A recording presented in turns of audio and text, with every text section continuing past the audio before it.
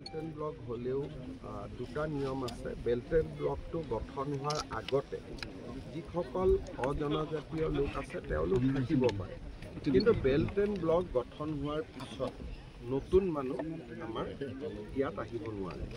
গতিকে যিসকলে tribal বেলটেন block হোৱাৰ আগতে ইয়াত আছিল তেওঁলোকক আমি দিগদাৰ কৰা নাই বা দিগদাৰ কৰাৰ কথা নুঠে। কিন্তু যিখিনি ট্ৰাইবেল বেলটেন ব্লক গঠন হোৱাৰ পিছত ইয়াত আহিলে তেওঁলোকক আমি লাহে লাহে ইয়াৰ পৰা পঠিয়াব লাগিব। সমস্যাটো হৈছে কি যে এটা সময়ত বিশেষকৈ আমি ৰাজনীতি কৰা মানুহবিলাকে কাৰোবাক ৰাস্তা বনাই দিলোঁ, কাৰোবাক ইলেক্ট্ৰিচিটি দিলোঁ, কাৰোবাক পানীৰ সুবিধা দিলোঁ, ধুনীয়া ৰাস্তা বনাই দিলোঁ, আৰু লাহে লাহে বিষয়টো একেবাৰে আমাৰ হাতৰ বাহিৰত ওলাই গুচি গ'ল। কচুতলিত প্ৰায় 1000 বিঘা মাটি আমি এভিকশ্যন কৰি ৰাখিব পাৰিছোঁ, কিন্তু ইয়াত কিছুমান মাটিৰ দালাল আছে, বাৰে বাৰে মানুহখিনিক মাতি আনে। গতিকে এতিয়া আমি মাটিৰ দালালখিনিকো NSAত আমি এৰেষ্ট কৰি ল'ম যদি এই ধৰণে ব্যৱস্থা কৰি থাকে। কালি 2-3জন এৰেষ্ট হৈছে, কিন্তু তেওঁলোকক দীঘলীয়াকৈ এৰেষ্ট কৰিব লাগিব। ইয়াত আমি এটা পুলিচ বেটেলিয়ন কৰিম যাতে মাটিখিনি বাকী মাটিখিনি সংৰক্ষিত কৰিব পাৰে। আৰু আমি সকলোৰে লগত আলোচনা কৰি অৱশিষ্ট মাটিখিনিও কেনেকৈ ভাল কামত, মই এখন মেডিকেল কলেজৰো চিন্তা কৰিছিলোঁ ESICৰ লগত, কিন্তু তেওঁলোকে পলাশবাৰীত কৰিব খুজিছে। কিন্তু তেনেকুৱা জনদৰদী ৰাইজৰ লাভ হোৱা বোলে এখন ইউনিভাৰ্চিটি হ'ব পাৰে, এখন মেডিকেল কলেজ হ'ব পাৰে, যিখিনিয়ে সমূহ ৰাইজৰ লাভ কৰিব পাৰে, লাহে লাহে তেনেকুৱা কিবা আমি আনিবৰ বাবে চেষ্টা কৰিব লাগিব। আৰু ভূমিহীন জনজাতি লোক থাকিলে তেওঁলোকক আমি এলটমেণ্টটো দিব পাৰোঁ। যদি কোনোবা ট্ৰাইবেল লেণ্ডলেছ ব্যক্তি আছে তেওঁলোকেও এলটমেণ্টটো ল'ব পাৰে, কিন্তু মাটিখিনি আমি অকণমান ধুনীয়াকৈ সংৰক্ষণ কৰিম আৰু বেটেলিয়নটো আহিলে মাটিখিনি সংৰক্ষণ হৈ যাব। কিমানমান ভূমি এতিয়া লোৱা হ'ব, কেতিয়াৰ পৰা কাম আৰম্ভ হ'ব? মই ভাবিছোঁ যে আমি আৰু 6 মাহৰ ভিতৰত ইয়াতে বেটেলিয়ন নিৰ্মাণৰ কামটো আৰম্ভ কৰিম, আৰু 3 বছৰটো লাগিবই সম্পূৰ্ণ হওঁতে। গতিকে সেইধৰণে চলি গৈ থাকে। কিমান বিঘা সামৰিব? ইয়াতে আমাৰ হাৰ্ডলি 100 বিঘা, বেটেলিয়নৰ কাৰণে ইমান নালাগে। 100 বিঘা মাটি, আৰু আমি মাত্ৰ 100 বিঘাই মাটি ল'ম, তাতকৈ বেছি ল'ম। ছাৰ, স্থানীয় ৰাইজৰ অভিযোগ আছে যিসকলক উচ্ছেদ কৰা হ'ল তাৰে কিছু সংখ্যকে আঁতৰি গৈছে, কিন্তু যথেষ্ট ইয়াতে আছে। কিছু সংখ্যকে মছজিদ এটাৰ কেন্দ্ৰ কৰি আছে, কিন্তু কেছটো শেষ হৈ যাব। মই এডভোকেট জেনেৰেলক কৈছোঁ কেছটো শেষ কৰিবৰ কাৰণে মানুহখিনি যাব খোজে, মাটিৰ দালাল কেইজনে মাটি আনে। গতিকে মই ভাবোঁ যে আজিৰ পৰা তেওঁলোকে গম পাব যে চৰকাৰ এইটোত কঠোৰ, আৰু আমি কেতিয়াও পুনৰ বহিব নিদিওঁ।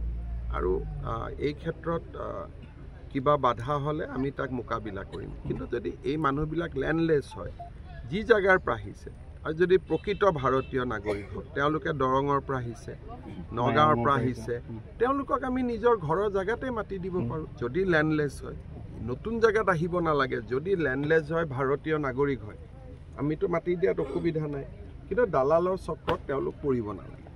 কিছু অঞ্চল এতিয়াও আছে ছাৰ, যিবোৰ উচ্ছেদ কৰি ল'ম। অকণমান কি হয়, উচ্ছেদটো কৰি কিবা এটা কামত যদি ব্যৱহাৰ কৰিব নোৱাৰোঁ, আকৌ উচ্ছেদ কৰাৰ পিছত মানুহ আহি যায়। গতিকে ধৰি লওক এটা ফিচাৰীত মাছ আছে, আপুনি মাছটো ওলাব পাৰে, কিন্তু যদি খোৱা মানুহ নাই, বিক্ৰী কৰা জেগা নাই, তেতিয়াহ'লে কি কৰিব?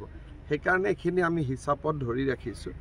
কিবা ভাল চৰকাৰী আঁচনি আনিলে, কাৰণ ট্ৰাইবেল বেলটেন ব্লক ইয়াত যিকোনো আমি কৰিব নোৱাৰোঁ। ধৰক এখন মেডিকেল কলেজ আহিলে, এখন ভাল ইউনিভাৰ্চিটি আহিলে, ৰিং ৰোডটো আগেদি যাব। গতিকে যোৱাৰ লগে লগে ইয়াত ইউনিভাৰ্চিটি হ'ব পাৰে, মেডিকেল কলেজ হ'ব পাৰে, ইঞ্জিনিয়াৰিং কলেজ হ'ব পাৰে। সেইকাৰণে ভাল আঁচনি আহিলে উচ্ছেদ কৰাৰ আমি ৰাখি থৈ দিছোঁ। গোটেই মাটিখিনি আমাৰ নজৰত এটা এটাকৈ কৰি গৈ থাকিম। ছাৰ, পঞ্চায়ত নিৰ্বাচনৰ প্ৰসংগ লৈ অখিল গগৈয়ে কৈছে যে পঞ্চায়ত নিৰ্বাচন তেওঁলোকে চিৰিয়াছলি খেলা নাছিল। ঠিক আছে, আৰু ৰাইজক মই এইটোৱে ভগৱানক প্ৰাৰ্থনা কৰিম অখিল গগৈয়ে যাতে বিধানসভা ইলেকশ্যনটো চিৰিয়াছলি নেখেলে। উজনিৰ পৰা নামনিলৈ প্ৰচাৰ চলাইছিল ৰাইজে। মই তাকে অনুৰোধ কৰিম যে অখিল গগৈ ডাঙৰীয়াক মই অনুৰোধ কৰিম তেওঁ যাতে বিধানসভা ইলেকশ্যনটো চিৰিয়াছলি নেখেলে, এনেকৈ পাৰ হৈ যাওক। আৰু কোনটো ইলেকশ্যন চিৰিয়াছলি খেলিব তেওঁ নিজে চিন্তা কৰি লওক, কৰিলে। আন এটা প্ৰসংগ ছাৰ, ভূপেন বৰাই কৈছে যে চৰকাৰী পক্ষ জিকিবই। চৰকাৰী পক্ষই জিকিব, 26তো জিকিব। সেইটো ভূপেন বৰাই ঠিকে কৈছে যে যি ইলেকশ্যন হ'ব চৰকাৰী পক্ষই জিকিব, কাৰণ আমি ৰাইজৰ কাৰণে ইমান ভাল কাম কৰি আছোঁ।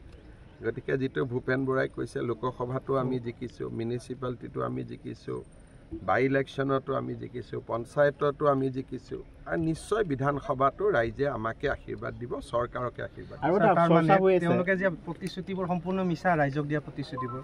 চাওক, তেওঁলোকে জানে যে অসমৰ ৰাইজে এতিয়া কংগ্ৰেছক আৰু ভোট দিয়াৰ মুডত নাই, বহু সময় লাগিব, এতিয়া নহ'ব। গতিকে মই ভাবোঁ যে তেওঁলোকে ডেফিনেটলি পলিটিক্সতো চব পাৰ্টীয়ে ইলেকশ্যন খেলিবই, আৰু মই ভাবোঁ যে আমিও বহুত বেছি আত্মসন্তুষ্টি নলৈ আমিও খুব ৰাইজৰ সেৱা কৰি থাকিব লাগে। নহ'লে কংগ্ৰেছৰ যি অৱস্থা হৈছে হয়তো আমাৰো হ'ব, যদি আমি বহুত বেছি অহংকাৰ বা আত্মসন্তুষ্টি লওঁ। সেইকাৰণে মই বিজেপিৰ নিৰ্বাচিত পঞ্চায়তৰ প্ৰতিনিধিসকল, বিধায়ক, সংসদ সকলোকে এটাই অনুৰোধ কৰিম যে এটা ইলেকশ্যনত জিকিলে ৰাইজৰ মৰম, যেতিয়া ৰাইজে আমাক মৰম দিয়ে তেতিয়া ৰাইজৰ আশা আকাংক্ষাও বাঢ়ে। গতিকে আমি যাতে খুব ভাল কৰি কাম কৰোঁ, ৰাইজে যাতে আমাক কেতিয়াও নাভাবে যে আমি গৌৰৱী হৈছোঁ, অহংকাৰ হৈছোঁ।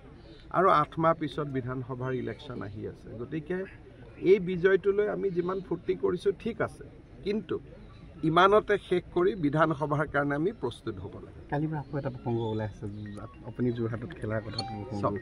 মোৰ জালুকবাৰী মোৰ নিজৰ সমষ্টি, গতিকে জালুকবাৰীতো মই ইলেকশ্যন খেলিবই লাগিব, মানুহখিনিকতো এৰাৰ কথা নুঠে।